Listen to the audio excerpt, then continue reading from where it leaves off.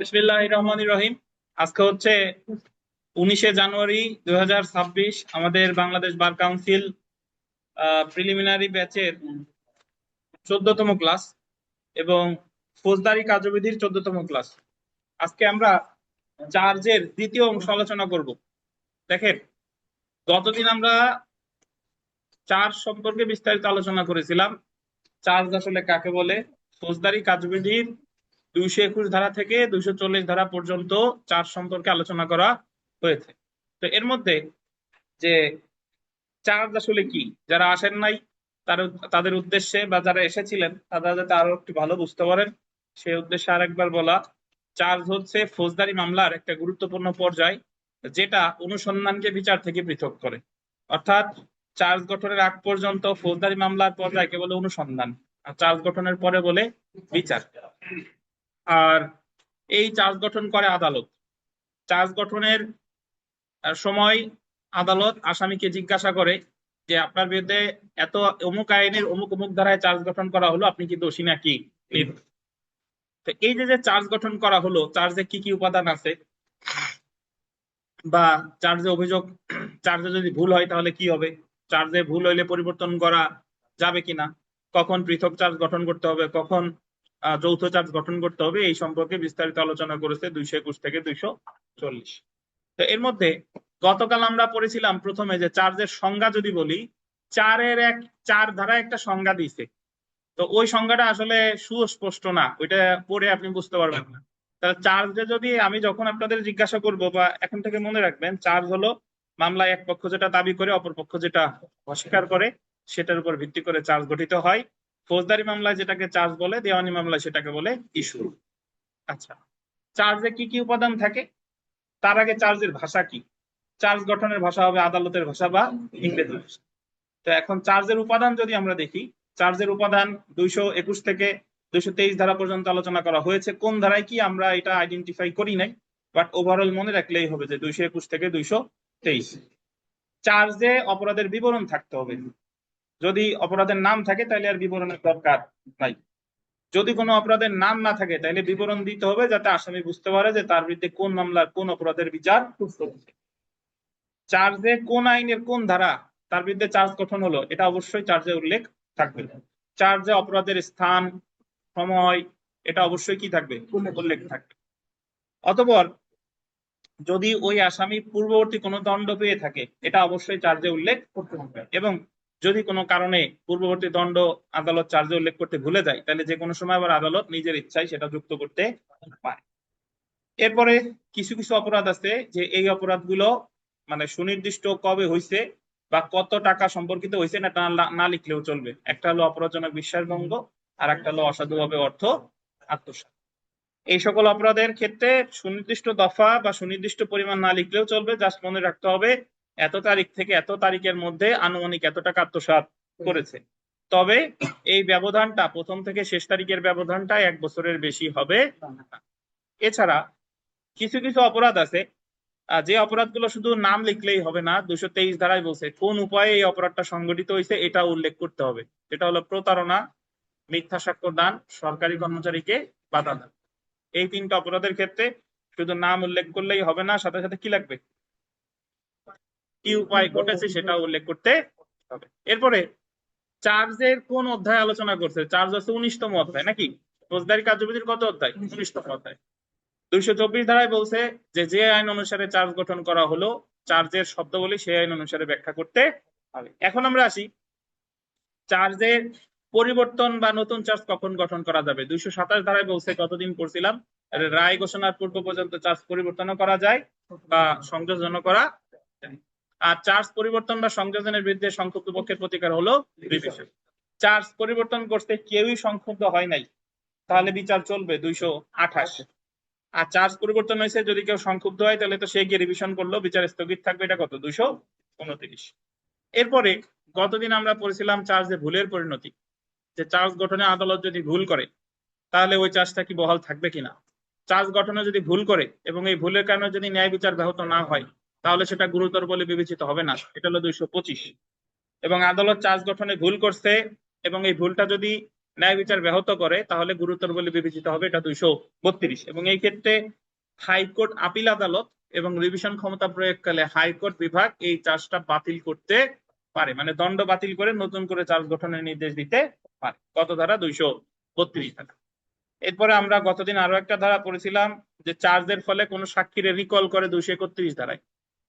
Charge পরিবর্তনের ফলে কোনো সাক্ষীরে রিকল করে কত ধারায়? 231 ধারায়। এরপরে গতদিন আমরা আরো দুইটা ধারা পড়ছিলাম যে পৃথক পৃথক অপরাধের জন্য পৃথক চার্জ। একজন ব্যক্তি এক জায়গায় গিয়ে চুরি করছে, আর এক জায়গায় গিয়ে ব্যভিচার করছে, তাহলে মামলাও দুইটা, চার্জও দুইটা, 233। আর কখন এই সকল চার্জ একত্রে বিচার করা যেতে পারে এই সম্পর্কে বলছে 234, 235, 236, 239। তো এর মধ্যে 234-এ পড়ছিলাম যে একজন ব্যক্তি অনধিক 3টা অপরাধ একই প্রকৃতির যদি 12 মাসের মধ্যে করে, তাহলে এই সকল অপরাধের বিচার, এই 3টা চার্জ, চার্জ কিন্তু 3টা চার্জের বিচার একসাথে করা যাবে। তবে শর্ত হলো ব্যক্তি একজন, একই প্রকৃতির অপরাধ কয়টা? 3টা করতে হবে, এবং কত দিনের মধ্যে? 1 বছরের মধ্যে করতে হবে, তাহলে এই 3টা চার্জের বিচার একসাথে করা যাবে। 234। এই ছিল গত দিনের পড়া। আজকে আমরা আলোচনা করব, আসেন 235 ধারা।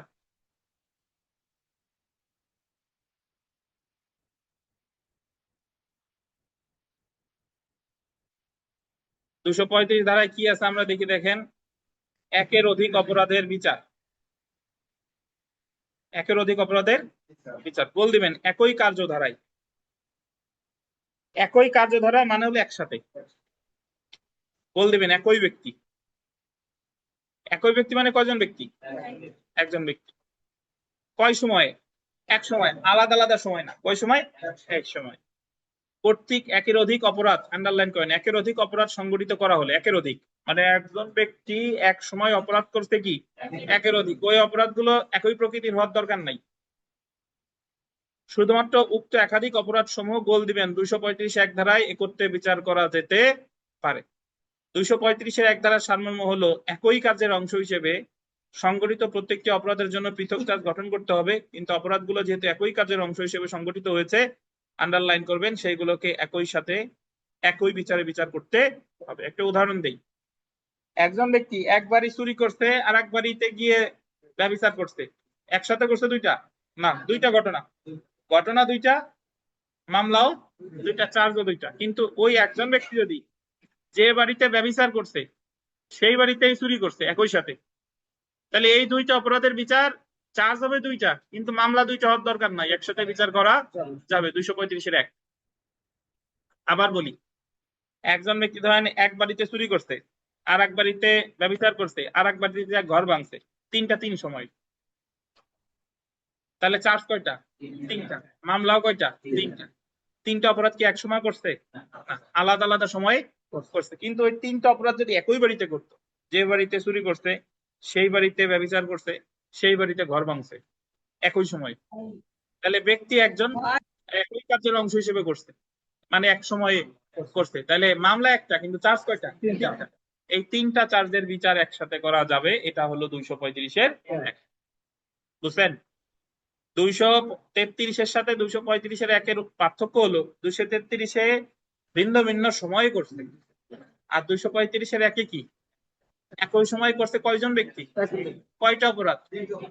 3টা না, আমি তো 3টার উদাহরণ দিলাম, 10টাও করতে পারে। তাহলে 10টা অপরাধের বিচার, চার্জ হবে কয়টা? 10টা, কিন্তু এই 10টা চার্জের বিচার একসাথে করা যাবে। এটাই হলো 235-এর এক। বুঝতে পেরেছেন? আচ্ছা, তো 235-এর 2টা পরে পড়ি, এই উদাহরণটা আগে একটু পড়ি। দেখেন উদাহরণ।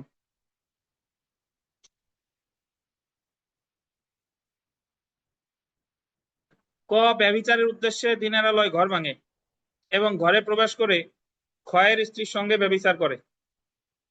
তাহলে প্রথমে কি করছে? ঘর ভাঙছে এবং ক্ষয়ের স্ত্রীর সাথে কি করছে? ব্যভিচার করছে। 233 ধারা অনুসারে কয়ের বিরুদ্ধে অপথে গৃহপ্রবেশের জন্য 454 ধারায় এবং ব্যভিচারের জন্য 497 ধারায় পৃথকভাবে চার্জ গঠন করে পৃথকভাবে বিচার করতে হবে। 233-এর শর্ত যদি আমরা মানি, তাহলে চার্জে দুইটা, মামলাও দুইটা, কিন্তু যেহেতু দুইটা অপরাধ এমন ভাবে সংযুক্ত যে এই অপরাধ সমূহ আন্ডারলাইন করেন একই কাজের অংশ এবং একই ব্যক্তি সংগঠন করেছে, একই কাজের অংশ মানে কি, মানে একসাথে করছে কয়জন ব্যক্তি, একজন ব্যক্তি, সেহেতু 235-এর এক ধারা অনুসারে এই দুইটি অপরাধ একই বিচারে বিচার করা। তাহলে এই যে যে ব্যক্তি দিনারালয় ঘর ভাঙলো এবং ব্যভিচার করলো, এই জায়গা কি 233 প্রযোজ্য হবে নাকি 235-এর এক? 235-এর এক। কেন বলেন? ঘর ভাঙছে এবং ব্যভিচার দুইটা কি একই সময়, বুঝতে পারছেন? 233 আর 235-এর একের পার্থক্য কে বোঝেন নাই? আমি একবার এটা পড়ানোর সময় একবার একটা প্রশ্ন পাইছিলাম, আপনারা তো প্রশ্ন করেন না, উনি প্রশ্ন করছে, স্যার ব্যভিচারই যদি করবে তাহলে ঘর ভাঙা লাগলো কেন? মানে ব্যভিচার তো দুইজনের সম্মতিতে হয়, এখন উনি প্রশ্ন করছে যে ব্যভিচার করলে আবার ঘর ভাঙা লাগছে কেন? ঘর ভাঙা লাগতে পারে না, দেখা গেল তার হাজবেন্ড তারে আটকায় রেখে গেছে, বুঝতে পারছেন? আচ্ছা, এখন এর উপরে উদাহরণের উপরে দেখেন 235-এর দুইটা আছে, এটা একটু পড়বো।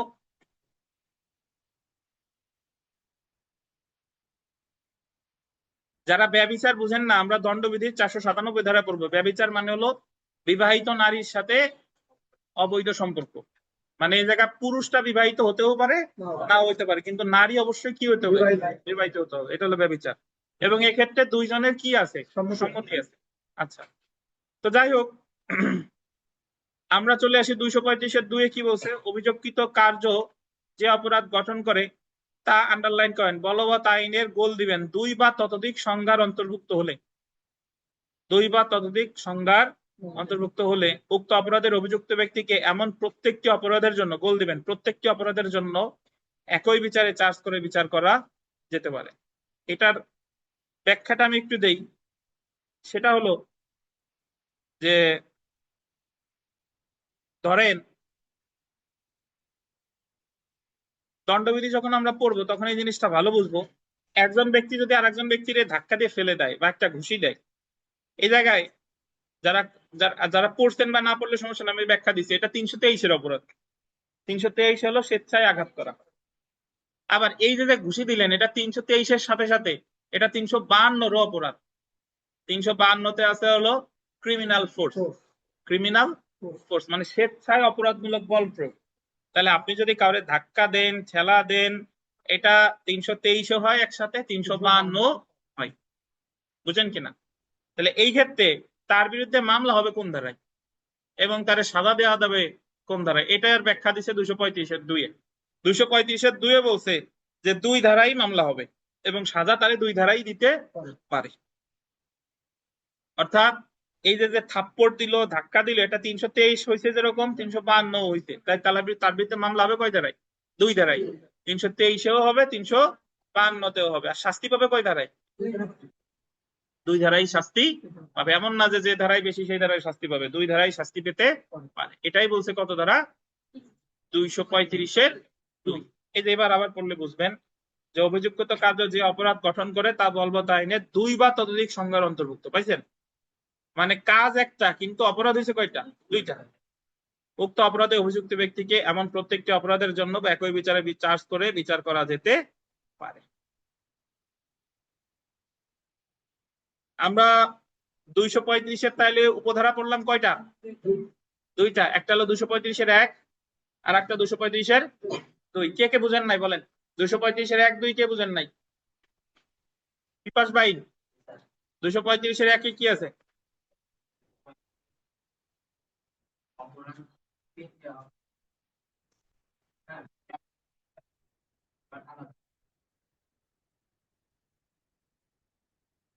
হলো কি, আলাদা আলাদা, আলাদা আলাদা সময় হলে হবে?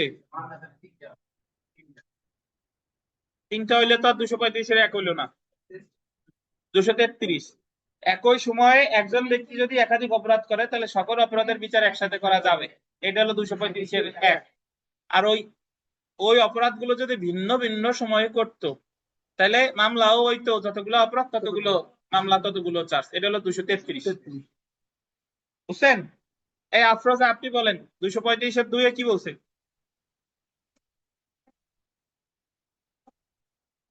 কি করছে? দুই বাধ্যতামূলক ব্যক্তি কি করছে বলেন?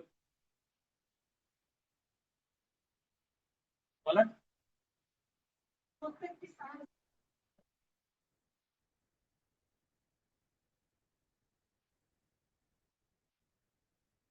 আমি যেভাবে বুঝাইছি সেভাবে বলেন, বইয়ের ভাষায় বলতে গেলে পারবেন না।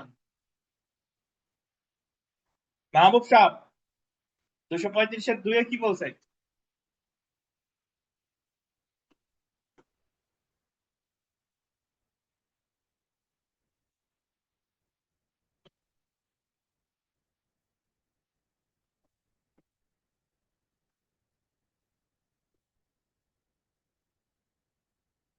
আবুল হোসেন খান পারবেন? 235-এর 2।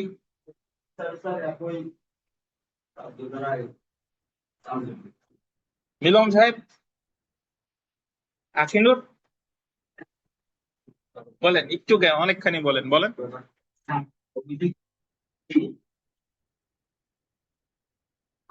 অপরাধ করে প্রকৃতি অপরাধ একই সঙ্গে অন্তর্ভুক্ত হয়।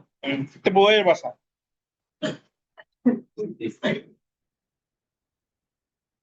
প্রভাস,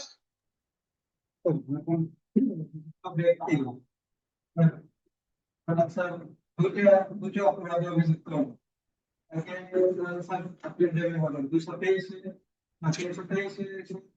আঘাত করো কি করবে একই অপরাধ করে তাকে দুইটা শাস্তি দেওয়া যায়। অনলাইনে যারা আছেন আপনারা একজন বলেন 235-এর 2 বুঝছেন কিনা? স্যার আমি পারবো বলতে স্যার। বলেন স্যার নির্মল, বুঝছি। বলেন। স্যার 35-এর 2 ধরে বলবো।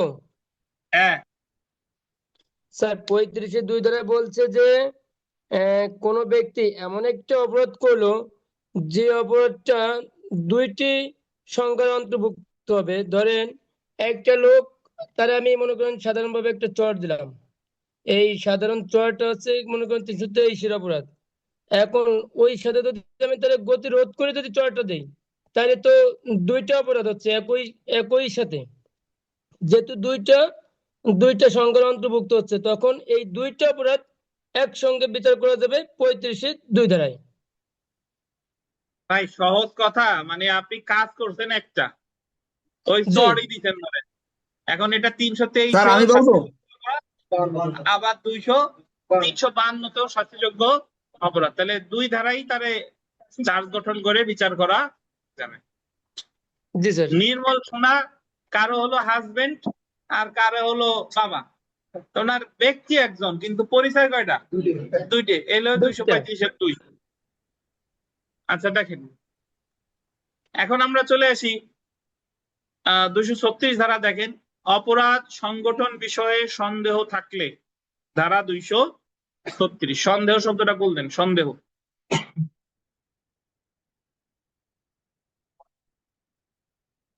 অপরাধ সংগঠন বিষয়ে কি থাকলে? সন্দেহ থাকলে। দেখেন আগে একটু বুঝাই। ধরেন আমাদের দণ্ডবিধিতে কিছু কিছু অপরাধ আছে, এই অপরাধগুলোর একটার সাথে আরেকটার পার্থক্য খুব সূক্ষ্ম, মানে বোঝা যায় না যে এটা কি এই চুরি নাকি অপরাধজনক বিশ্বাসভঙ্গ নাকি প্রতারণা। একটার সাথে আরেকটার অপরাধ মানে উপাদানগত পার্থক্য খুব কাছাকাছি, কিন্তু কিছু কিছু অপরাধের সাথে কখনো সন্দেহের সুযোগ নাই। যেরকম চুরি আর খুন কিন্তু এক জিনিস না। চুরি নেয় হলো সম্পত্তি, আর খুন করে হচ্ছে কি মানুষকে। তো এই 2 ক্ষেত্রে কিন্তু সন্দেহের কোনো সুযোগ নাই।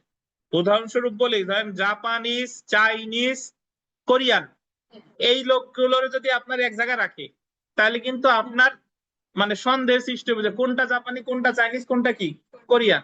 কিন্তু জাপানিজদের সাথে যদি একজন নাইজেরিয়ান, একজন আইভরি কোস্টের লোকরে রাখে, এটা কিন্তু সব বোঝা যাবে যে এরা হলো আফ্রিকান আর এরা হচ্ছে জাপানিজ। তাহলে সব অপরাধে কিন্তু সন্দেহ সৃষ্টি হবে না। অপরাধ সন্দেহ সৃষ্টি হয় কিভাবে, আমি একটা ছোট্ট মানে একভাবে যদি বুঝাই। দেখেন চুরি কাকে বলে? আপনার অস্থাবর সম্পত্তি আপনার কাছ থেকে নিয়ে গেছে, এটা হলো চুরি।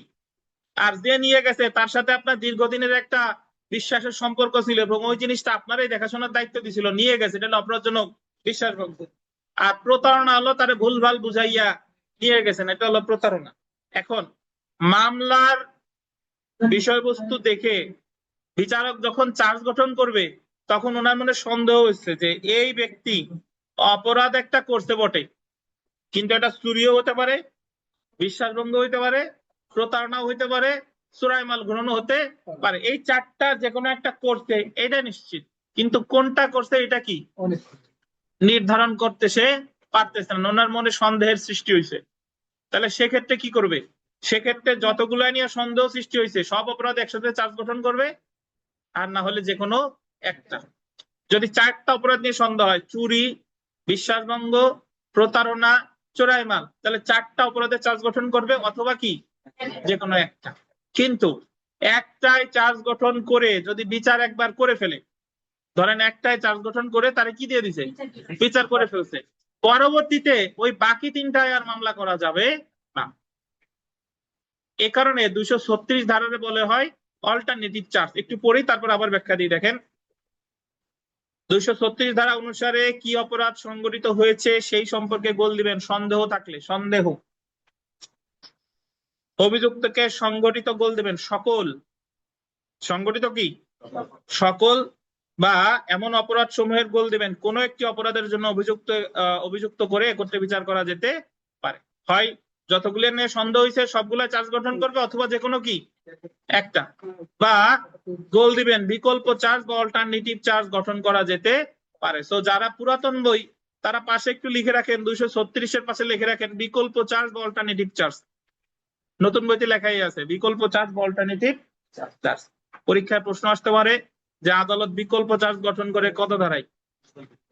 236 ধারায়। একে বলে বিকল্প চার্জ বা অল্টারনেটিভ চার্জ।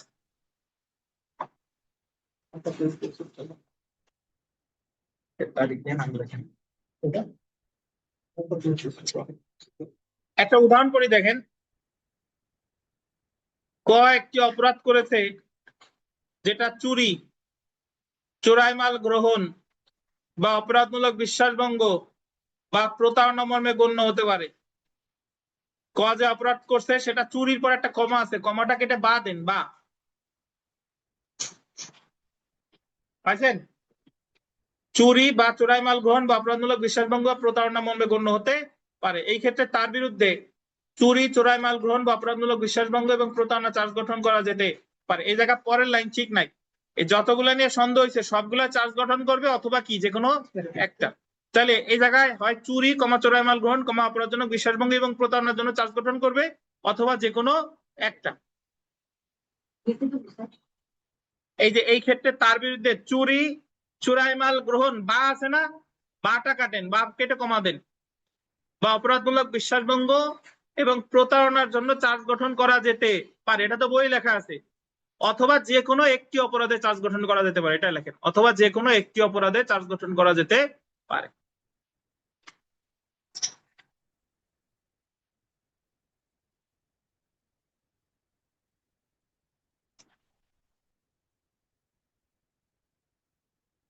আপনার বন্ধু কোথায়?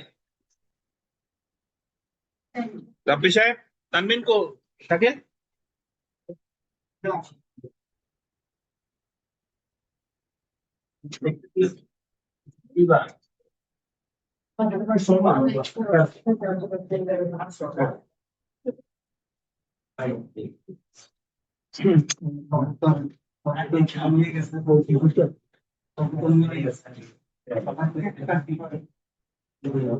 তো তাহলে আমরা যেখানে ছিলাম, দেখেন 236-এর মূল কথা হলো যতগুলি নিয়ে সন্দেহ হচ্ছে সবগুলা চার্জ গঠন করা হবে, অথবা কি বলেন যে কোনো একটা।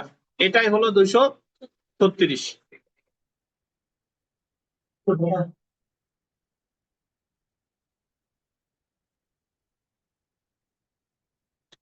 আমরা চলে এসেছি 239 ধারা।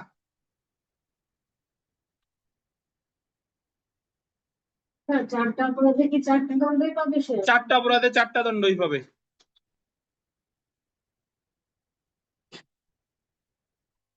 যদি চারটা চার্জ গঠন করে তাহলে সে দণ্ডও পাবে চারটা।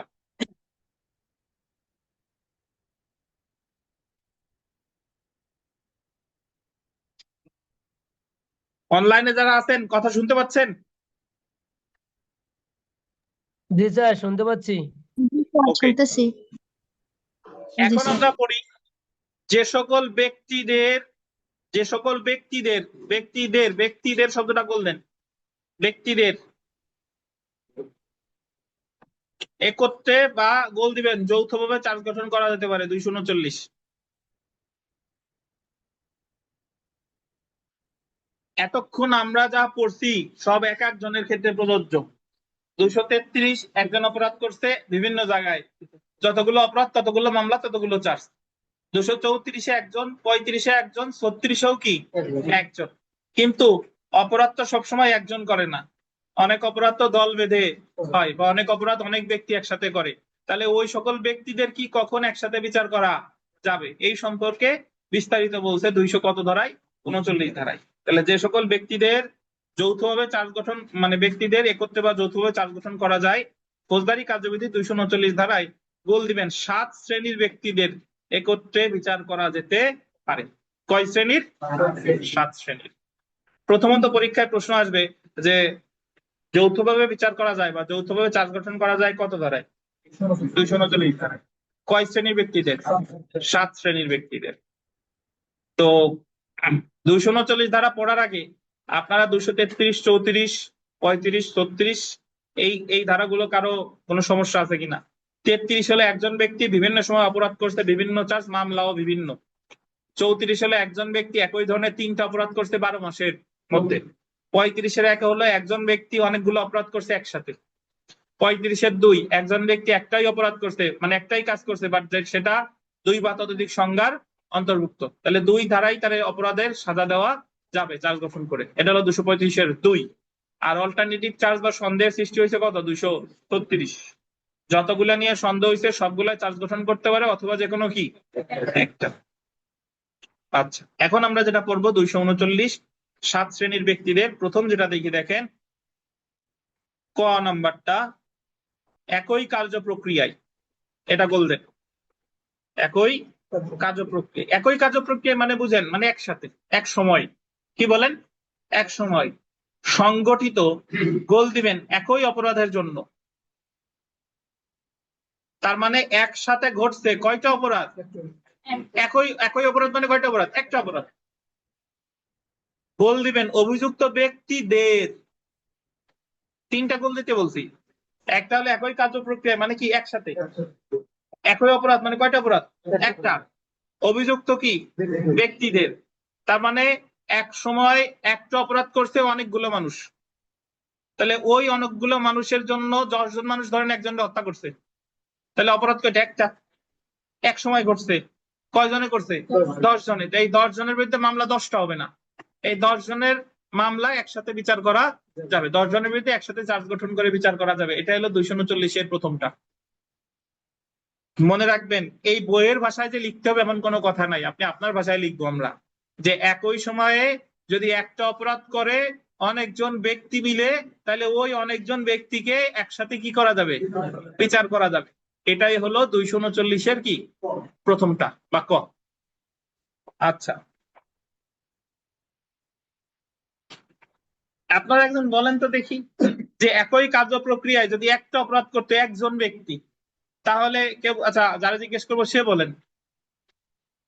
মিলন, এই কটা যদি একাধিক ব্যক্তি না হয়ে একই কার্য প্রক্রিয়ায়, এটা ঠিক আছে, একই অপরাধ একটা অপরাধ করছে, অভিযুক্ত ব্যক্তি দের না হয়ে যদি একজন ব্যক্তি হইতো, তাহলে ওই একজন ব্যক্তির বিরুদ্ধে একটাই মামলা হতো। এটা কত দ্বারা? ব্যক্তি একজন, 39টা যখন একাধিক ব্যক্তি, 233। 233, জি। আমরা তারপরেরটা আসি, কোন অপরাধে গোল দিবেন অভিযুক্ত ব্যক্তি। কোন অপরাধে কি ব্যক্তি? অভিযুক্ত ব্যক্তিকে, মানে যে অপরাধটা করছে, এবং গোল দিবেন অপসহায়তায় অভিযুক্ত ব্যক্তিগণ, বা এমন অপরাধ সংগঠনে, আন্ডারলাইন করেন, প্রচেষ্টাকারী ব্যক্তিদের একত্রে বিচার করা যেতে পারে। যেমন দেখেন, আন্ডারলাইন করবেন, খুন সংগঠনকারী এবং খুনে সহায়তাকারী ব্যক্তিদের একত্রে চার্জ গঠন করে বিচার করা যেতে পারে। এই জায়গায় বলছে যে অপরাধ যে করে আর অপরাধে যে সহায়তা করে, প্ররোচনা দেয়, হুমকি দেয়, এই দুই ধরনের ব্যক্তিদের একসাথে বিচার করা যায়। একজন ব্যক্তি হত্যা করছে, বাংলা সিনেমায় দেখেন না যে ধরেন মেইন যে ভিলেন সে হুমকি সে অর্ডার দিছে যা অমুক যে হত্যা করে আয়, তাহলে ওনার অর্ডার শুনে উনি তো আছে ঘরে, ওনার অর্ডার শুনে কি করছে, হত্যা করছে, তাহলে যে হত্যা করলো আর যে হুকুম দিল এই দুই শ্রেণীর ব্যক্তির বিচার একসাথে করা যাবে। এদের এদের বিরুদ্ধে মামলা দুইটা হবে না, মামলা হবে কয়টা? 239-এর 2 নাম্বার, 239-এর 2। তাহলে আমরা মনে রাখবো একই সময় একটা অপরাধ করছে অনেকজন ব্যক্তি, এটা হলো 239-এর 1। অপরাধ যে করে, অপরাধে যে সহায়তা করে, এই দুইজনের বিচার একসাথে করা যাবে 239-এর 2। তারপরে গ নাম্বারটা দেখি। মাহবুব সাহেব সজাগ হন, প্রশ্ন জিজ্ঞেস করবো আপনাদের, ভালোভাবে পড়ি দেখেন। 234 ধারার অর্থ অনুসারে, আন্ডারলাইন করেন, 234 ধারার অর্থ অনুসারে 12 মাসের মধ্যে যৌথভাবে সংগঠিত একই প্রকার একাধিক অভিযুক্ত গোল দিবেন ব্যক্তিদের, ব্যক্তিদের শব্দ গোল দেন, ব্যক্তিদের একত্রে বিচার করা যেতে পারে। মাহবুব সাহেব এই জায়গা 234-এর কথা বলে কি বোঝাইলো বলেন? এই 239-এর 3 নাম্বারটা ব্যাখ্যা দেন। 234 ধারার সাথে এই 239-এর গ এর কি পার্থক্য আছে আপনার কাছে, এটা হলো প্রশ্ন। 234-এর সাথে 239-এর গ এর কি পার্থক্য আছে?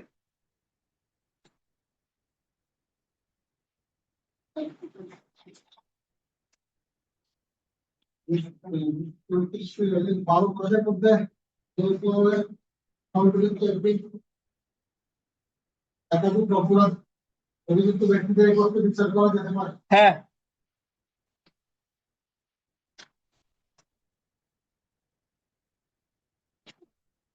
একাধিক অপরাধের বিচার করা যেতে পারে। এটা তো 234-এও বলছে, কিন্তু আলাদা করে এই জায়গা বললো কেন? পারবেন না, পারবেন না, পেছায়েন না।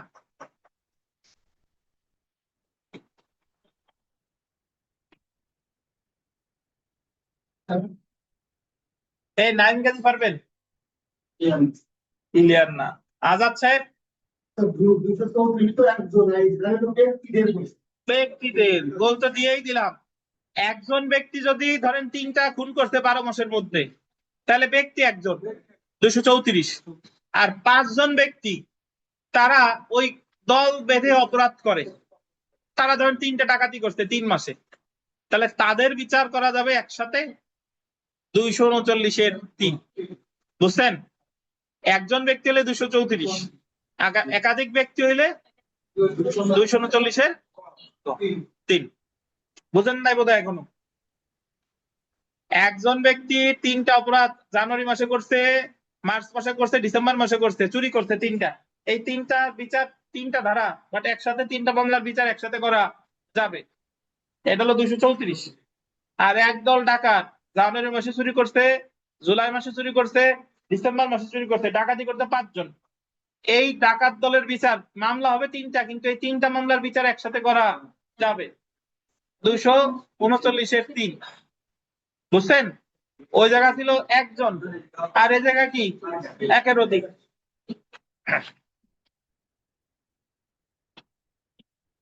তারপরটা দেখেন, একই কার্য প্রক্রিয়ায় গোল দেন। একই কার্য প্রক্রিয়ায় মানে কি একসাথে সংগঠিত গোল দিবেন, ভিন্ন ভিন্ন অপরাধ শব্দটা গোল দিবেন। তাহলে একসাথে ঘটছে কয়টা অপরাধ? ভিন্ন ভিন্ন অপরাধ। অভিযুক্ত ব্যক্তিদের গোল দিবেন। ক এর সাথে ঘ আমরা একটু পার্থক্য করি, দেখেন ক আর ঘ। কতেও একই কার্য প্রক্রিয়া আছে, ঘতেও একই কার্য প্রক্রিয়ায় আছে, আছে? এই জায়গায় একই অপরাধ কতে, আর এই জায়গায় কি অপরাধ? ভিন্ন ভিন্ন অপরাধ।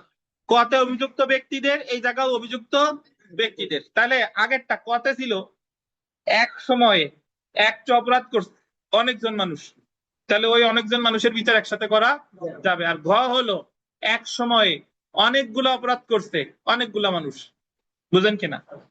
একসাথে অনেকগুলো অপরাধ করছে অনেকজন মানুষ, তাহলে এই অনেকগুলো মানুষের বিচার একসাথে করা যাবে এবং ওই অনেকগুলো অপরাধের বিচারও একসাথে করা যাবে। এটাই হলো 239-এর 4। এই ব্র্যাকেট একটু লিখে রাখেন যে 235-এর 1 ধারার মতো, 235-এর 1 ধারার মতো একটু লিখে রাখেন, 235-এর 1 ধারার মতো।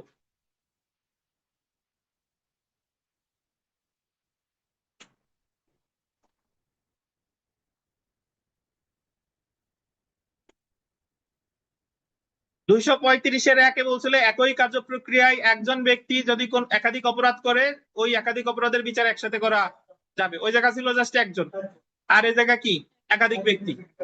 বুঝছেন? 234-এর সাথে 239-এর গয়ের যেরকম পার্থক্য, 235-এর 1-এর সাথে 239-এর গয়ের একই রকম পার্থক্য, মানে ওই জায়গায় একজন, এই জায়গা হলো একাধিক ব্যক্তি। তাহলে আমরা 239-এর প্রথম 4টা এবার মনে রাখবো যে একটা অপরাধ করছে একই সময়ে একাধিক ব্যক্তি, এটা হলো 239-এর 1। অপরাধ যে করে সহায়তা যে করে এদের বিচার একসাথে করা যাবে। একাধিক ব্যক্তির ক্ষেত্রে 234 ধারার বিধান প্রযোজ্য হবে 239-এর 3। আর একই সময়ে একাধিক অপরাধ করছে একাধিক ব্যক্তি, এটা হলো 239-এর 4। তারপরে দেখেন যখন এক ব্যক্তি আন্ডারলাইন করবেন চুরি, বলপূর্বক গ্রহণ বা অপরাধমূলক বিশ্বাসভঙ্গের অপরাধে অভিযুক্ত, মানে কোন একজন ব্যক্তি করছে কি চুরি, বলপূর্বক গ্রহণ বা অপরাধমূলক বিশ্বাসভঙ্গ যে কোনো একটা করছে, এবং অন্য ব্যক্তি আন্ডারলাইন করবেন চোরাই মাল গ্রহণ করেছে বা দখলে রাখছে। এই জায়গা হলো একজন চুরি করছে আর একজন কি রাখছে চোরাই মাল রাখছে। সেই ক্ষেত্রে এই দুই ব্যক্তিদের একত্রে বিচার করা যাবে, অর্থাৎ চুরি যে করছে এবং চোরাই মাল যে রাখছে এই দুইজনের বিচার একসাথে করা যাবে। অটো রিকশার ব্যাটারি চুরি করে একটা নামি দামি দোকানে গিয়ে বিক্রি করে এবং যে কিনেছে জেনেই ক্রয় করে যে এইগুলো হলো চোরাই ব্যাটারি, তাহলে যিনি চুরি করলো আর যিনি চোরাই মাল গ্রহণ করলো এই দুইজনের বিচার একসাথে করা যাবে। এটা হলো 239-এর কত 5।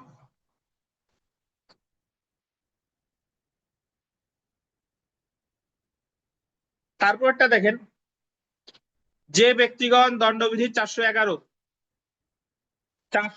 ধারায় আছে হলো চোরাই মাল গ্রহণ এবং 414 ধারায় চোরাই মালের জন্য অভিযুক্ত। 414-তে আছে হলো চোরাই মাল লুকিয়ে রাখা। কি বলেন? 411-তে হলো চোরাই মাল গ্রহণ আর 414-তে চোরাই মাল কি রাখা লুকিয়ে রাখা। এবং যে অপরাধ দ্বারা উক্ত মালের দখল হস্তান্তর করা হয়েছে এমন অপরাধ দ্বয় একত্রে বিচার করা যাবে। অর্থাৎ চোরাই মাল গ্রহণ এবং চোরাই মাল লুকিয়ে রাখা এবং যে অপরাধের দ্বারা উক্ত মালের দখল হস্তান্তর করা হয়েছে, মানে ধরেন সে যদি চুরি করে থাকে, সে যদি বিশ্বাসভঙ্গ করে থাকে, তারপরে যে চোরাই মাল গ্রহণ করছে বা চোরাই মাল যে লুকিয়ে যে রাখছে, এই সকল অপরাধের বিচার একসাথে করা যাবে অপরাধীদের। তাহলে আমরা মনে রাখবো চোরাই মাল দখলে রাখা, চোরাই মাল কি লুকিয়ে রাখা, আর যে সকল অপরাধের মাধ্যমে এই দখল হস্তান্তর করা হয়েছে যে সকল ব্যক্তিরা করছে সকল ব্যক্তিদের বিচার একসাথে করা যাবে। এটা কত 239-এর 4 বা 6। সবশেষে দেখেন দণ্ডবিধির গোল দিবেন 12 নং অধ্যায়ের অধীন, গোল দিবেন 12 নং অধ্যায়, দণ্ডবিধির 12 নং অধ্যায়ের অধীন আন্ডারলাইন করবেন মুদ্রা সম্পর্কিত অপরাধ। দণ্ডবিধির 12 নং অধ্যায় কি কি অপরাধ আছে আমি একটু বলে দিই। মুদ্রা সম্পর্কিত অপরাধ মানে হলো যে মুদ্রা জাল করা, স্ট্যাম্প জাল করা, তারপরে সরকারি মুদ্রা জাল বলে ব্যবহার করা, এইগুলা। তাহলে মুদ্রা সম্পর্কিত অপরাধ এবং এমন অপরাধ সংগঠনের সহায়তা বা প্রচেষ্টার অপরাধ একত্রে বিচার করা যাবে। তাহলে ওই মুদ্রা সম্পর্কিত অপরাধ যারা করে এবং মুদ্রা সম্পর্কিত অপরাধ করতে যারা সহায়তা করে এই সকল ব্যক্তিদের বিচার একসাথে করা যাবে। এটাই হলো 239-এর কত 7, 6 বা 7। তো তাহলে যৌথভাবে বিচার করা যেতে পারে কয় শ্রেণীর ব্যক্তিদের? 7 শ্রেণীর ব্যক্তিদের। কত ধারায় বলছে? 239 ধারায়। বুঝতে পেরেছেন? আমরা 7টা একটু মিলাই দেখেন, বুঝে বুঝে না পড়লে এগুলো মনে রাখা কষ্টকর। এই একটা অপরাধ করছে, সরি একই সময় একটা অপরাধ করছে একাধিক ব্যক্তি, এক। অপরাধ যে করে অপরাধের সহায়তা যে করে এটা কত 2। 234-এর কাজটা অনেকজন ব্যক্তি মিলে করছে, 3। একই সাথে অনেকগুলো অপরাধ করছে অনেকগুলো ব্যক্তি, 239-এর কত? 4। 39-এর 4। এরপরে চুরি যে করে বা বিশ্বাসভঙ্গ যে করে আর চুরাই মাল যে রাখে, এই দুইজনের বিচার একসাথে করা যাবে, 239-এর কত? 5। চোরাই মাল গ্রহণ, চোরাই মাল লুকিয়ে রাখা, যে সমস্ত অপরাধের মাধ্যমে এগুলো হস্তান্তর করা হয়েছে এই সকল অপরাধগুলোর বিচার একসাথে করা যাবে, 239-এর কত? 6। 12 নং অধ্যায়ের মুদ্রা জাল এবং মুদ্রা জালে যে সহায়তা করে এই সকল অপরাধের বিচার একসাথে করা যাবে, 239-এর কত?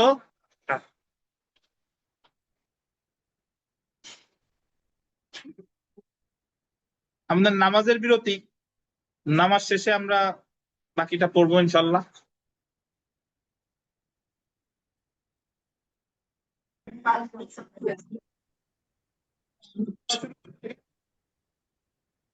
বিগত বছরের প্রশ্নটা দেখেন, 1 নম্বর প্রশ্নটা দেখেন যে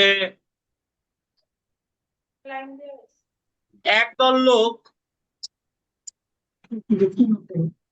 এইসের জমির ধান কেটে চুরি করলে তাদের বিরুদ্ধে পেনাল কোডের কোন ধারায় চার্জ হবে? মানে জমির ধান কেটে চুরি করছে, তো এক্ষেত্রে উত্তর বলছে 379 নাকি 379 447 নাকি শুধু 447, কোনোটিই নয়।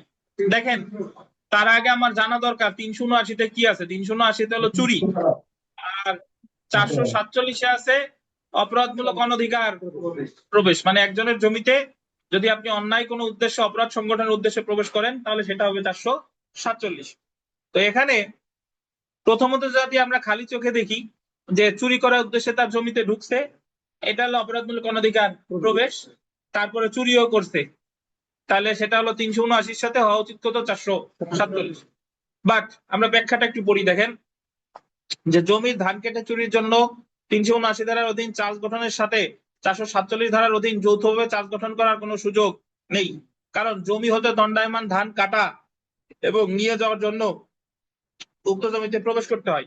সুতরাং 447 ধারার অধীন জমিতে প্রবেশের জন্য চার্জ গঠনের প্রয়োজন নেই, কিন্তু ধান কাটা এবং নিয়ে যাওয়ার সময় যদি অন্য ফসলের ক্ষতি করার অভিযোগ থাকে তাহলে 379-র সাথে 427 ধারায় চার্জ গঠন করা যেতে পারে, বলছে মোতালেব সর্দার বনাম রাষ্ট্র।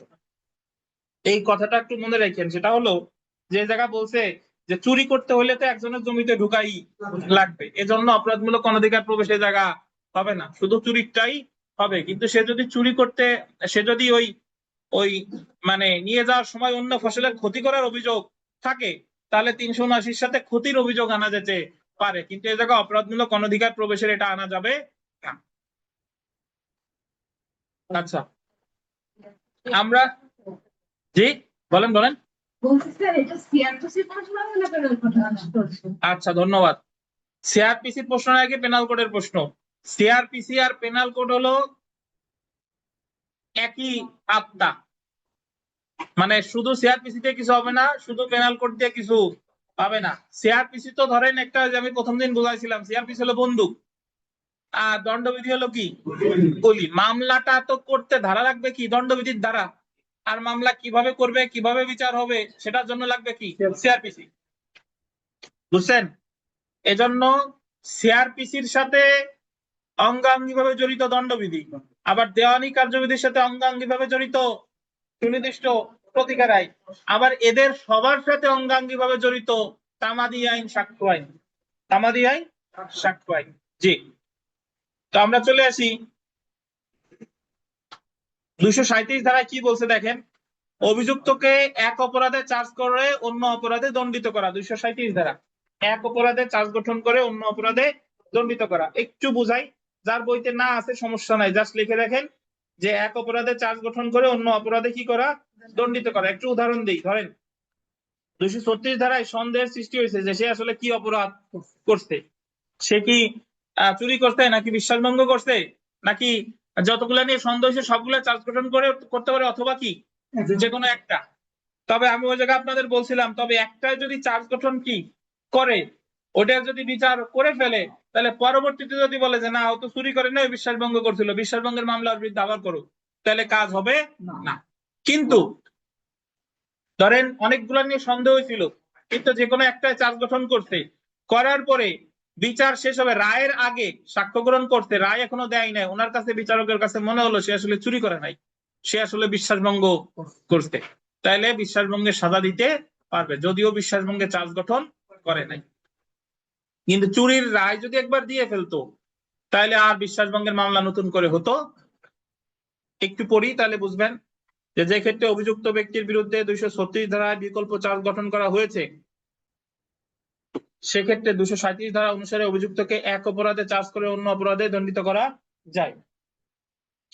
236 ধারা অনুসারে কি অপরাধ সংঘটিত হয়েছে সেই সম্পর্কে সন্দেহ থাকলে অভিযুক্তকে সংঘটিত সকল বা এমন অপরাধ সমূহের কোনো একটি অপরাধের জন্য চার্জে আনা যেতে পারে। সকল বা যে কোনো একটা, মনে তো আছে এটা, এমন চার্জের যে কোনো সংখ্যক চার্জ একত্রে বিচার করা যেতে পারে অথবা বিকল্প চার্জ গঠন করা যেতে পারে। কিন্তু 237-এ কি বলছে? 237-এ বলছে যে দেখেন,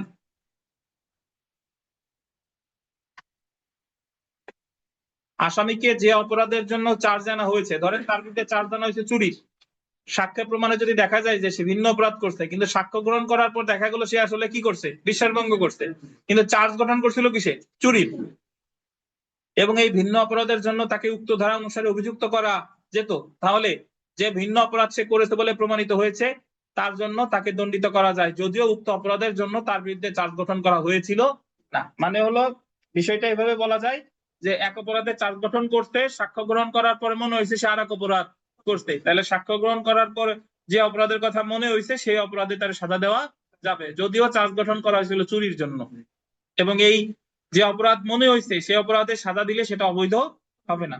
একটা উদাহরণ যদি আমরা পড়ি, যে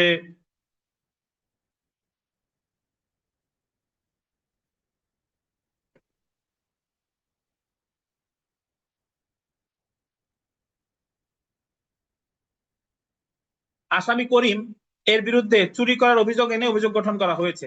কিসের অভিযোগ? চুরি। অভিযোগ পরিবর্তন না করে আসামিকে বিশ্বাসভঙ্গের বা চোরাই মাল জেনে ওই মাল নিজ দখলে বা নিয়ন্ত্রণে রাখার অপরাধ করার জন্য দোষী সাব্যস্ত করে দণ্ডিত করা যাবে, যদিও তার বিরুদ্ধে এমন অপরাধের জন্য চার্জ গঠন করা হয়নি। মানে তার বিরুদ্ধে চার্জ গঠন করেছিল চুরি, কিন্তু পরবর্তীতে সাক্ষীদের সাক্ষ্য গ্রহণ করার পর বিচারকের কাছে মনে হয়েছে সে আসলে চুরি করে নাই, সে আসলে করেছে কি, অপরাধজনক বিশ্বাসভঙ্গ, তাহলে বিশ্বাসভঙ্গের শাস্তি তাকে দেওয়া যাবে। ক কর্তৃক সংগঠিত কার্যের প্রকৃতি এমন যে তার বিরুদ্ধে চুরি, চোরাই মাল বা অপরাধমূলক বিশ্বাসভঙ্গের বা প্রতারণার অভিযোগ গঠন করা যেত। ওই যে 236, মানে তার বিরুদ্ধে 4টাই সন্দেহ হয়েছে, এমন ক্ষেত্রে যে অপরাধ বিষয়ে চার্জ গঠন করা হয়েছে সেই অপরাধটি ভিন্ন অন্য কোনো অপরাধ সাক্ষ্য প্রমাণে প্রমাণিত হলে চার্জ পরিবর্তন না করেও তাকে ভিন্ন অপরাধের জন্য দণ্ডিত করা যাবে। মানে চার্জ গঠন করছিল চুরি, চুরির জন্য সাক্ষ্য গ্রহণে জানা গেল সে আসলে বিশ্বাসভঙ্গ করছে, তাহলে বিশ্বাসভঙ্গের চার্জ গঠন না করেও তাহলে বিশ্বাসভঙ্গের চার্জে দণ্ডিত করা যাবে। এটাই বলছে 237। হ্যাঁ বলেন আশরাফুল। জি, তো তাহলে আমরা 236 আর 37 হলো একই।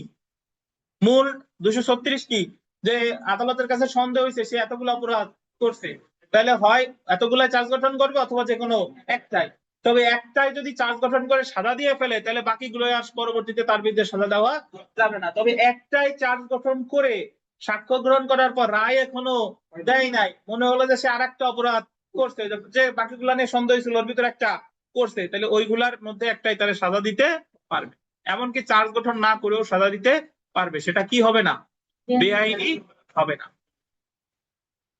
তো এজন্য যদি বলে বিকল্প চার্জ গঠন কত ধারা, 236। তো এই জায়গা মোটামুটি যত প্রশ্ন আছে সবই গুরুত্বপূর্ণ, কষ্ট করে পড়ে ফেলবেন। সব শেষের 2টা প্রশ্ন আমরা দেখব, 11 আর 12, সব শেষের 2টা।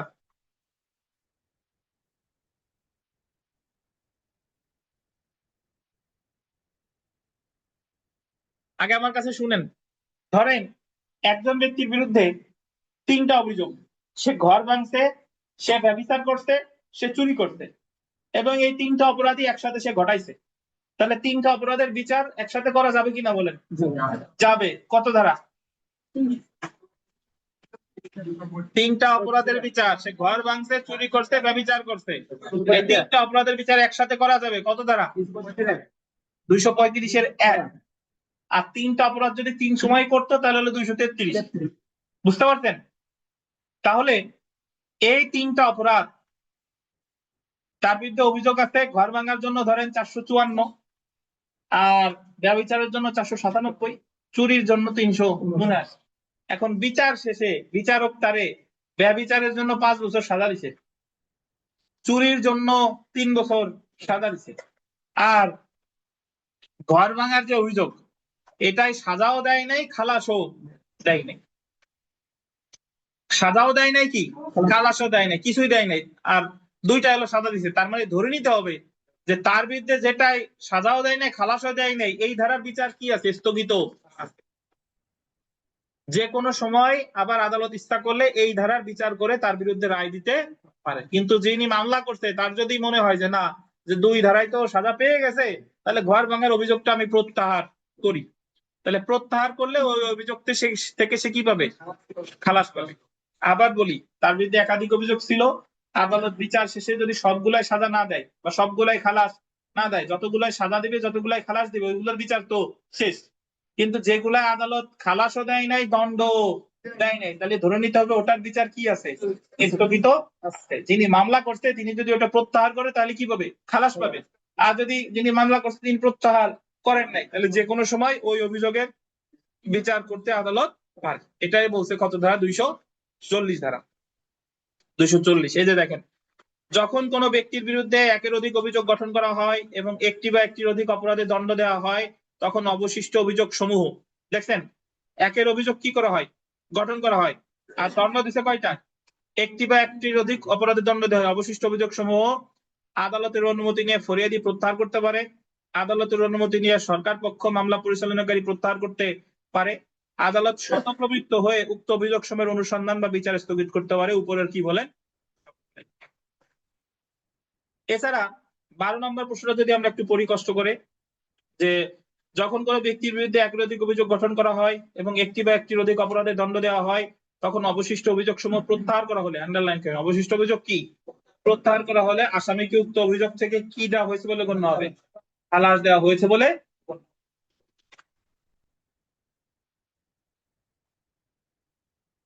আর প্রত্যাহার যদি না করে তাহলে বিচার স্থগিত আছে বলে মনে করা হবে। ঠিক আছে? চার্জের যে অধ্যায়টা ভাই খুবই খুবই খুবই গুরুত্বপূর্ণ। আপনাদের আগামীকাল এই 221 থেকে 240 ধারার উপরে ক্লাস টেস্ট অনুষ্ঠিত হবে আগামীকাল, এবং এখন আমরা আরো পড়বো। এখন এই যে কজন আছেন আপনাদের একটা এডিশনাল পেজ দিব, ফৌজদারি মামলার বিচার পদ্ধতি। তো চার্জ নিয়ে যদি আপনাদের কোনো প্রশ্ন থাকে জিজ্ঞাসা করতে পারেন, আর নাহলে আমরা সামনে আগাবো। এই দেরিতে আসেন কেন? দেরি হলে তো হবে না, সকালে দেরি করেন বিকেলে দেরি করেন।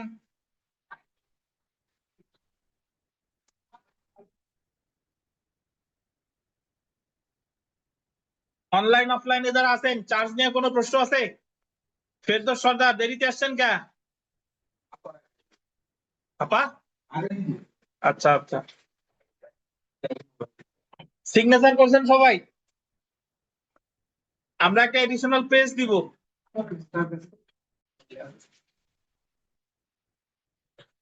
তো দেখেন, একটা মামলায় যখন চার্জ গঠন হয়ে যাবে তারপরে ওই মামলার বিচার শুরু হবে। এখন বিচারটা করে কোন কোন আদালত? ম্যাজিস্ট্রেট আদালত আর দায়রা আদালত। আমলি আদালত থেকে আপনাদের মনে আছে কিনা যে আমলি আদালত থেকে কোন মামলা বিচার উদ্দেশ্যে বদলি করে ম্যাজিস্ট্রেট কর্তৃক বিচারযোগ্য হলে 205 গ-তে সিজিএম বা সিএমএম এর কাছে, মানে চিফ জুডিশিয়াল ম্যাজিস্ট্রেট বা চিফ মেট্রোপলিটন ম্যাজিস্ট্রেটের কাছে। আর যদি দায়রা জজ কর্তৃক বিচার দায়রা আদালত কর্তৃক হয় তাহলে দায়রা জজের কাছে পাঠায় দেয় 205 গ-তে বা 205 C। মনে আছে কিনা? এখন এই বিচার পদ্ধতি সম্পর্কে আলোচনা করতে ফৌজদারি কার্যবিধির ম্যাজিস্ট্রেটের বিচার পদ্ধতি হলো 241 থেকে 250 এবং দায়রা আদালতের 265 ক থেকে 265 খ। তো এটা খুবই গুরুত্বপূর্ণ। এই যে পেজটা দিলাম, এখান থেকে প্রিলিতে মিনিমাম 2-3 মার্কের এমসিকিউ পাওয়া যাবে যদি আপনি এটা ভালোভাবে আত্মস্থ করতে পারেন। ঠিক আছে? আর লিখিতেও এখান থেকে প্রশ্ন এসে থাকে। তো এজন্য এটা সম্পর্কে আমাদের ভালো একটা ধারণা থাকতে হবে। তো প্রথমে আমরা চলে আসি, দেখেন এই দুইটা আদালতের আমরা আইন পাঠ পরে পড়বো। এখানের এই পেজটা সমান সমান হচ্ছে আইন পাঠের 25-30 পেজ, এমনিতেই কভার হয়ে যাবে আর কি। তো প্রথমে আসেন যে ফৌজদারি কার্যবিধি 1898 অনুসারে ম্যাজিস্ট্রেট আদালত এবং দায়রা আদালতের কি বিচার পদ্ধতি। প্রথমে আমরা যদি দেখি পার্থক্যের ধরন, ম্যাজিস্ট্রেট আদালতের বিচার পদ্ধতি, তারপরে কি দায়রা আদালতের বিচার পদ্ধতি। সো প্রথমে আমরা চলে আসি ধারাগত পার্থক্য। ধারা, ম্যাজিস্ট্রেট আদালতের বিচার পদ্ধতি সম্পর্কে আন্ডারলাইন করবেন 241 থেকে 250 ধারা। আর অধ্যায় বলছে কত, দেখেন 20 অধ্যায় বা 20 অধ্যায় আলোচনা করা হয়েছে। তাহলে পরীক্ষায় প্রশ্ন আসতে পারে যে ম্যাজিস্ট্রেট আদালতের বিচার পদ্ধতি সম্পর্কে কত অধ্যায় আলোচনা করছে, 20 বা 20 অধ্যায়ে। আর ধারা কত, 241 থেকে 250। অপরদিকে দেখেন দায়রা আদালতের বিচার পদ্ধতি সম্পর্কে এই যে গোল দিবেন 265 ক থেকে 265 কত পর্যন্ত, আর অধ্যায় কত 23। তাহলে এটা হলো 265 ক থেকে 265 খ, আর অধ্যায় হচ্ছে 23। আচ্ছা, এরপরে আমরা যদি চলে আসি 2 নাম্বার কার্য পদ্ধতি। এখানে বলছে যে 241 ধারা মতে মামলার বিচারের সময় ম্যাজিস্ট্রেটগণ নিম্নলিখিত পদ্ধতি, অর্থাৎ ধারা 241 ক থেকে 250 ধারা অনুসরণ করবেন। 241 ধারায় বলতেছে যে ম্যাজিস্ট্রেট যখন বিচার করবেন তখন বিচারের ক্ষেত্রে নিম্নলিখিত কার্য পদ্ধতি। নিম্নলিখিত কার্য পদ্ধতি কি, 241 ক থেকে 250 ধারার যে বিধান, এটা কি করবেন, করবেন। আমরা চলে আসি দায়রা আদালতে।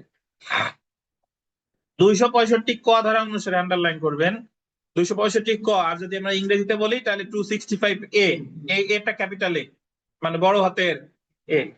265 ক ধারা অনুসারে দায়রা আদালতে প্রত্যেকটি বিচারে পাবলিক প্রসিকিউটর, আন্ডারলাইন করেন পাবলিক প্রসিকিউটর, আন্ডারলাইন করবেন রাষ্ট্রপক্ষে মামলা পরিচালনা করবেন, বিবিআই। মানে দায়রা আদালতে কোনো মামলা গেলেই, দায়রা আদালত মানে হলো দায়রা জজ, অতিরিক্ত দায়রা জজ, যুগ্ম দায়রা, এই সকল আদালতে কোনো মামলা গেলেই বিচারে রাষ্ট্রপক্ষে মামলা পরিচালনা করবে কে, পাবলিক প্রসিকিউটর। একটা কথা বলে রাখি, যখন একটা এফআইআর হলো, এফআইআর এর পর সেটা হলো কি জিআর, তাহলে আমলি আদালতে জিআর, ম্যাজিস্ট্রেট কোর্টে গেলেও জিআর, বিচারে ম্যাজিস্ট্রেটে যদি যাই জিআর নাম্বারই থাকে। কিন্তু যখন দায়রা আদালতে যাবে তখন হইবে session case number, session case number. Session case number মানে দায়রা আদালতের মামলার নাম্বারের আগে থাকে কি সেশন কেস নাম্বার, মানে তাহলে দায়রা মামলা নাম্বার এত। তাহলে দায়রা মামলা নাম্বার এত, বাদী পক্ষে সবসময় মামলা পরিচালনা করবে কি, পিপি।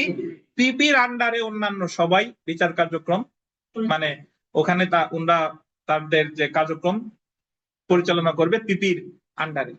বুঝতে পারছেন? তাহলে যদি বলা যে রাষ্ট্রপক্ষে মামলা পরিচালনা করবে দায়রা আদালতে কে, পিপি। কত ধারায়, 265 ক। তারপরে দেখেন 265 খ ধারা অনুসারে আন্ডারলাইন করেন 265 খ ধারা অনুসারে 205 গ ধারার বিধান অনুসারে অভিযুক্তকে দায়রা আদালতে হাজির করা হলে পিপি, আন্ডারলাইন করবেন অভিযুক্তের বিরুদ্ধে অভিযোগ বর্ণনার মাধ্যমে, আন্ডারলাইন করবেন নিজ বক্তব্য শুরু। মানে 265 কথাতে বললো যে রাষ্ট্রপক্ষের সকল মামলা পরিচালনা করবে কে, পিপি। আর 265 খতে বলছে যে যখন আমলি আদালত থেকে কোনো মামলা দায়রা আদালতে বদলি হয়ে আসলো কত ধারায়, 205 গ, তখন রাষ্ট্রপক্ষের সবার আগে বক্তব্য শুরু করবে কে, পিপি। কত ধারা, 265 খ। তাহলে আমরা মনে রাখবো যে দায়রা আদালতে রাষ্ট্রপক্ষে মামলা পরিচালনা করে কে, পিপি, 265 ক। আর পিপি সবার আগে বক্তব্য শুরু করবে, এটা কত, 265 খ। আচ্ছা, আমরা চলে আসি 3 নাম্বার পার্থক্য। সেটা যদি আমরা একটু দেখে, দেখেন অব্যাহতি, খুবই গুরুত্বপূর্ণ। অব্যাহতি বা ডিসচার্জ, অব্যাহতি বা ডিসচার্জ। বলেন তো এর আগের ক্লাসগুলোতে আমরা অব্যাহতি কোথায় পাইছি, মনে আছে আপনাদের?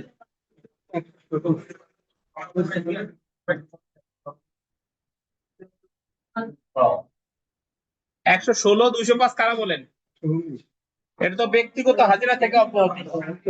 আর এটা তো এই অব্যাহতি হলো মামলার কার্যক্রম থেকে আসামিরে অব্যাহতি দেওয়া। এর আগে আমরা অব্যাহতি পাইছি তদন্ত প্রতিবেদনের উপর ভিত্তি করে, অব্যাহতি দেয় 202 খ, 202 খ।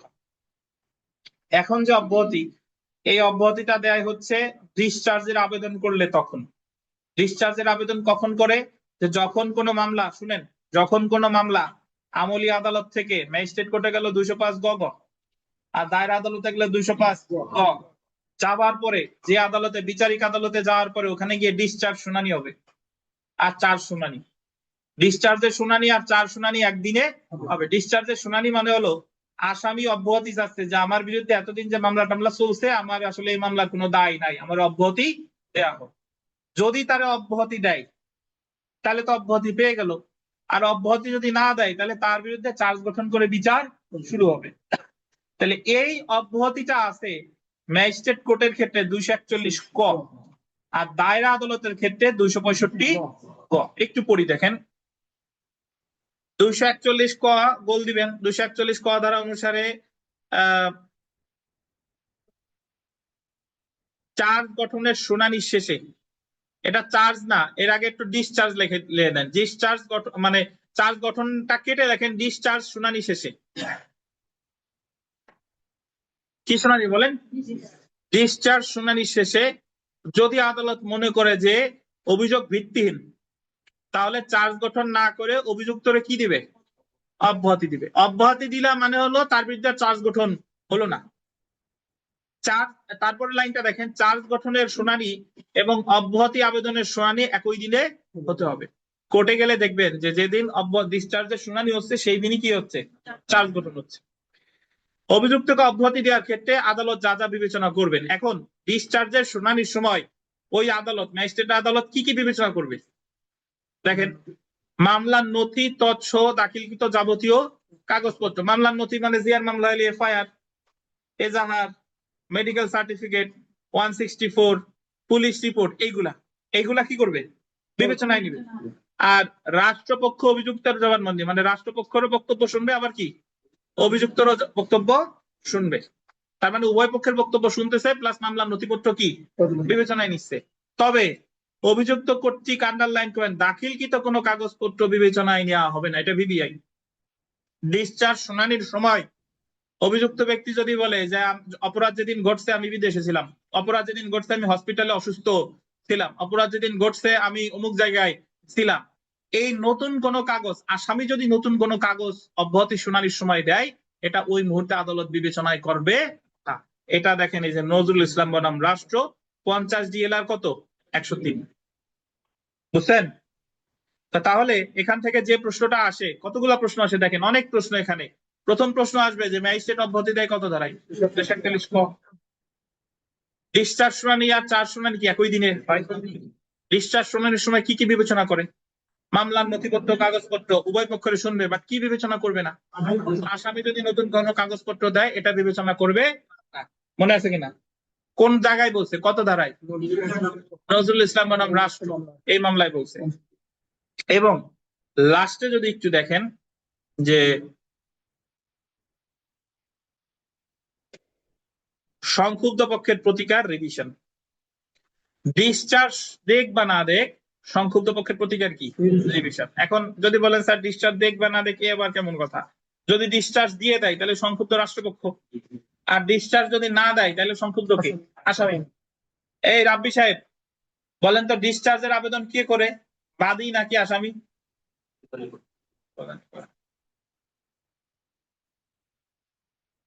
লুৎফর সাহেব, ডিসচার্জের আবেদন কে করে? দুজনও করে নাকি বাদী করে? বাদী কখন করে? মনে হয় করে না। মিলন, ডিসচার্জের আবেদন কে কে করে? বলেন বলেন বলেন। এই ডিসচার্জ কারে দেয় তা কি জানেন? আসামি দেয়। তাহলে বাদী কেন ডিসচার্জের আবেদন করবে? বুঝেন নাই? তাহলে ডিসচার্জের আবেদন করবে কে? আসামি। বাদী কি চাইবে যে তার আসামিরে ডিসচার্জ করা হোক? তাহলে সিম্পল বিষয়ে আপনারা করেন, ডিসচার্জের আবেদন সর্বদা করবে কে? এখন আসামি আবেদন করলেই যে তারা ডিসচার্জ দিবে তা তো না। আসামি আবেদন করছে, আসামিরা যদি ডিসচার্জ দেয় তাহলে সংক্ষুব্ধ রাষ্ট্র বা বাদী, তার প্রতিকার রিভিশন। আসামি ডিসচার্জের আবেদন করছে, আসামিরা ডিসচার্জ করে নাই, তাহলে সংক্ষুব্ধ কে? আসামি। প্রতিকার কি? বুঝছেন? তাহলে ডিসচার্জের আবেদন মঞ্জুর করুক বা না মঞ্জুর করুক, প্রতিকার কি? বোঝা গেল? এবং এর আগের দিন আমরা পড়ছিলাম, মনে আছে কিনা আপনাদের, যে তদন্ত প্রতিবেদনের বিরুদ্ধে দেয় নারাজি। আসামি কখনো নারাজি দিতে পারে না, মনে আছে? তাহলে আসামি করবে কি, এই চার্জ গঠনের মানে ডিসচার্জের আবেদন দিবে, নারাজি দেওয়ার ক্ষমতা ওনার নাই। উনি ডিসচার্জের আবেদন করবে, ডিসচার্জও যদি ওনারে না দেয় তাহলে করবে কি? বুঝতে পারছেন? তো তাহলে মনে রাখতে হবে যে ডিসচার্জের আবেদন কে করে? আসামি করে। এরপরে যদি আমরা দেখি 265 গ, এটা যদি ইংরেজিতে বলেন তাহলে 265C ধারা অনুসারে দায়রা আদালত অভিযুক্তকে অব্যাহতি প্রদান করে থাকে। তাহলে যদি বলেন স্যার যে ম্যাজিস্ট্রেট আদালত ডিসচার্জ শুনানির সময় যা যা করতে পারে দায়রা আদালত কি তাই তাই সেই কাগজ বিবেচনায় নিবে। বাট যদি বলেন যে স্যার তাহলে এই ডান সাইডে বিস্তারিত লেখেন নাই কেন? ডান সাইডে বিস্তারিত লিখি নাই কারণ একবার তো বাম সাইডে লেখছি, এই কারণে। তাহলে 241A তে অব্যাহতি দিচ্ছে ম্যাজিস্ট্রেট আদালত, আর 265C তে দিচ্ছে কে? দায়রা আদালত। তাহলে অব্যাহতি আমরা সর্বসাকুল্যে কয় জায়গা পাইছি জানেন? 4 জায়গায়। 4 জায়গায় আমরা পড়ছি। তদন্ত প্রতিবেদনের উপর ভিত্তি করে অব্যাহতি দেয় 202(2) খ। পিপি যদি চার্জ গঠনের পরে মামলা প্রত্যাহার করে 494 খ। ডিসচার্জের শুনানি শেষে ডিসচার্জ করে ম্যাজিস্ট্রেট আদালত 241A। সেম কাজটা দায়রা আদালত করে কত? 265 গ বা 265C। বুঝতে পারছেন?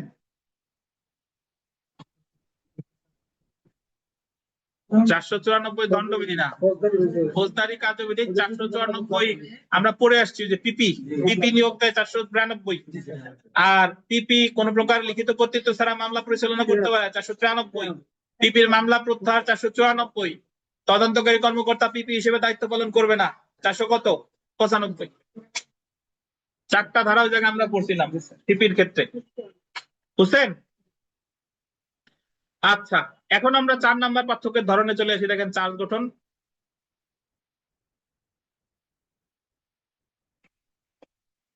চার্জ গঠন হলো যে যখন তারা ডিসচার্জ দিল না, তার মানে তো মামলার দায় হতে তার অব্যাহতি দেয় নাই, তাহলে তার বিরুদ্ধে চার্জ গঠন করে এখন কি শুরু হবে?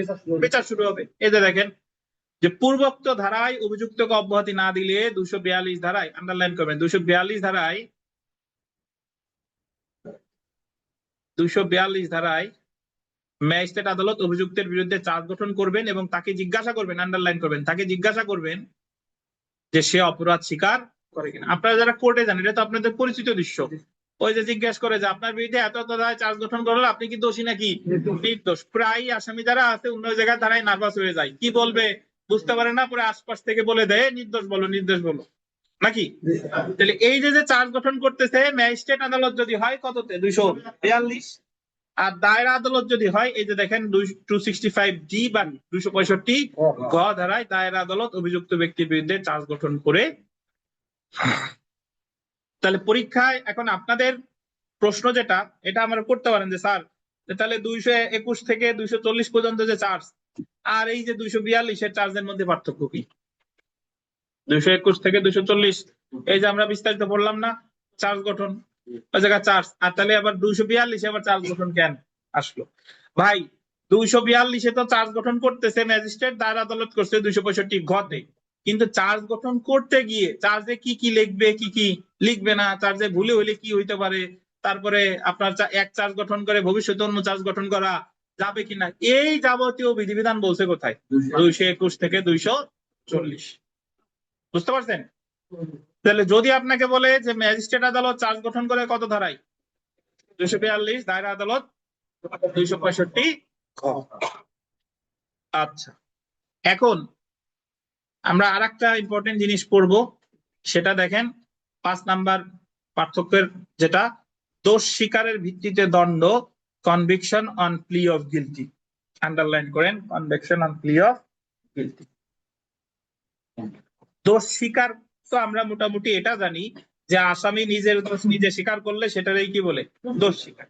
এখন এই দোষ স্বীকারটা ওই আমরা পড়ছি 164-এ, মনে আছে? কনফেশন, যে একজন ব্যক্তি তদন্ত পর্যায়ে ম্যাজিস্ট্রেটের কাছে এসে দোষ স্বীকার করলে যে আমি, এবং দোষ স্বীকারটা হবে স্বপ্রণোদিত 164-এ। 164 যে দোষ স্বীকারটা করে এটা হলো তদন্ত পর্যায়ে, এটা বলা হলো কনফেশন। আর চার্জ গঠনের সময় যে দোষ স্বীকার করে যে আপনার বিরুদ্ধে এত এত ধারা চার্জ গঠন করা হলো, আপনি কি দোষী নাকি নির্দোষ, এটা বলে গিলটি প্লিড বা প্লি অফ গিলটি। বুঝলেন? ভাইবার প্রশ্ন করে যে কনফেশন এন্ড গিলটি প্লিডের মধ্যে পার্থক্য কি। তদন্ত পর্যায়ে যে দোষ স্বীকার করে সেটারে কি বলে কনফেশন, আর চার্জ গঠনের সময় কাঠগড়ায় দাঁড়ায় যে দোষ স্বীকার করে এটার কি বলে গিলটি প্লি। ধরেন 164 যে দোষ স্বীকার করতেছে এই সময় কি বাদী পক্ষ থাকে না, আর এই গিলটি প্লিড যেটা করতেছে যে 200 মানে ম্যাজিস্ট্রেট আদালত ওই জায়গা তো বাদী পক্ষ থাকে, এবং 164 এর দোষ স্বীকার করলে সাথে সাথে সাজা দিতে পারে না, কিন্তু এই গিলটি প্লিড করলে চার্জ গঠনের সময় আদালত ইচ্ছা করলে সাথে সাথে সাজা দিতে পারে।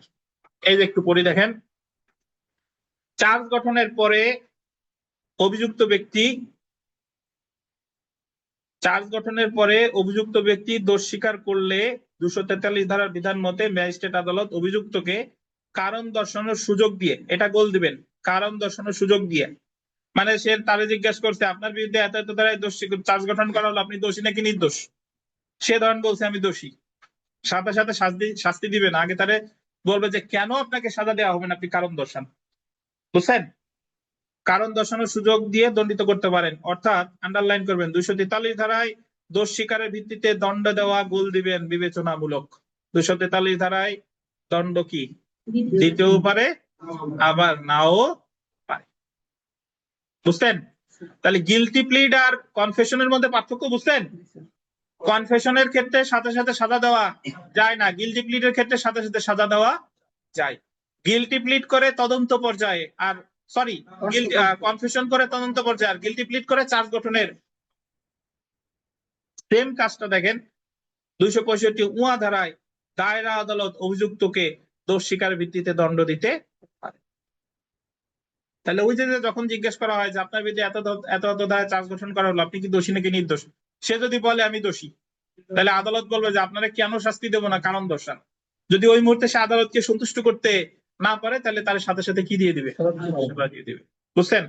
এখন বাস্তবে একটা জিনিস খেয়াল করবেন, এই যে দোষ স্বীকার করলো, গিলটি প্লিড করলো, ম্যাজিস্ট্রেট বা আদালত কিন্তু সাজা দিতে বাধ্য না, সে দিতেও পারে নাও দিতে পারে। সাধারণত গুরুতর মামলার ক্ষেত্রে যদি দোষ স্বীকার করেনও জীবনও ওই সময় সাজা দিবে না। ধরেন একটা হত্যা মামলায় যদি ওই সময় তার চার্জ গঠনের সময় সে বলে যে আমি দোষী, কখনোই তার গিলটি প্লিডের ভিত্তিতে সাজা দিবে না।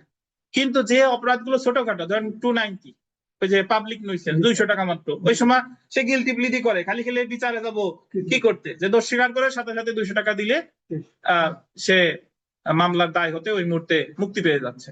বুঝতে পারছেন? তাহলে এখন ফৌজদারি কার্যবিধির কোথাও কিন্তু বলে নাই যে কোন কোন অপরাধে গিলটি প্লিড করলে সাজা দিবি আর কোন কোন অপরাধে গিলটি প্লিড করলে সাজা দিবে না, এটা হচ্ছে আদালতের বিবেচনামূলক। নাইম গাজী ভাই বলেন তো কনফেশন আর গিলটি প্লিডের মধ্যে কি পার্থক্য?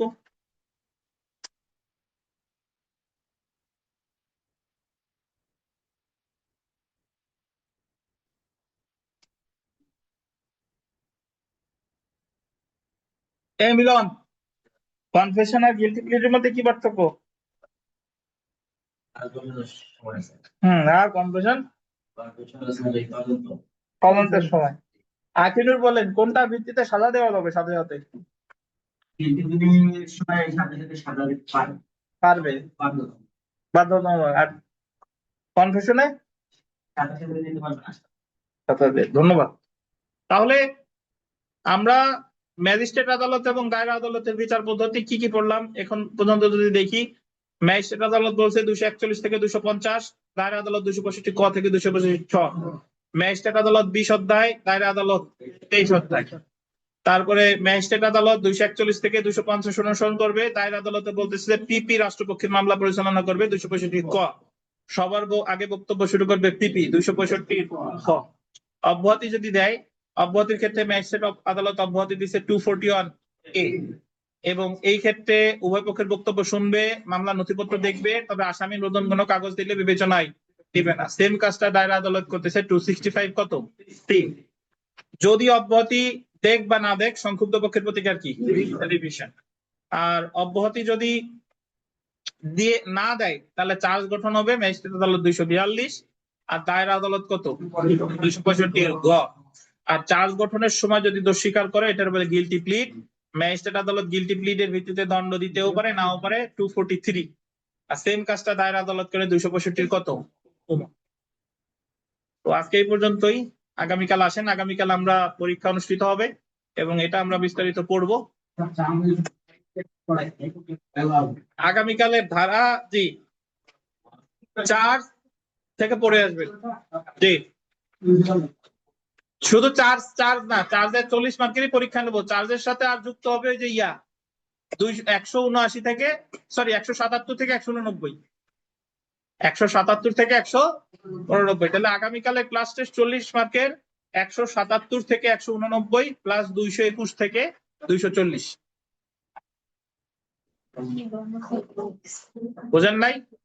ধারা লেখেন 177 থেকে 189 আর 221 থেকে 240।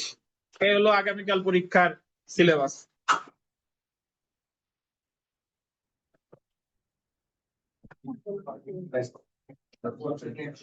অনলাইন অফলাইনে যারা আছেন ভর্তি হন নাই দ্রুত ভর্তি হবেন, বিনীত অনুরোধ। ঠিক আছে, ভালো থাকেন। আজকে এই পর্যন্তই। আল্লাহ হাফেজ। হবে